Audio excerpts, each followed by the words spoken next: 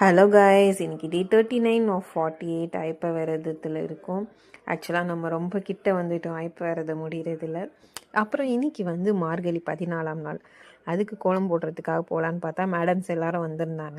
அவங்களுக்கு போய் ஒரு அட்டண்டன்ஸை போட்டுட்டு அப்புறம் இன்னைக்கு வந்து மார்கழி கோலம் வந்து ஒரு ஒரு பரதநாட்டிய டான்ஸர் அந்த மாதிரி ஒரு தீமில் வந்து ஒரு உமன் ஒரு பெண்ணோட கால் வரையலாம் அப்படின்னு சொல்லிட்டு ட்ரை பண்ணியிருந்தேன்.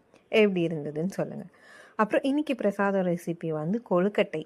ஸோ அரிசி மாவு 2 கப் எடுத்துகிட்டு உப்பு, அதுக்கப்புறம் நெய், நல்லா சுட சுட தண்ணி வந்து கொதிக்க வச்ச தண்ணியில் வந்து நல்லா வந்து மாவை வந்து நல்லா பிணைஞ்சு எடுத்துக்கோங்க. ஃபஸ்ட்டு வந்து சூடாக இருக்குன்றனால கரண்டியில் பிணைஞ்சிக்கோங்க. அப்புறம் கை பொறுக்கிற அளவுக்கு பிணைஞ்சு எடுத்துக்கோங்க.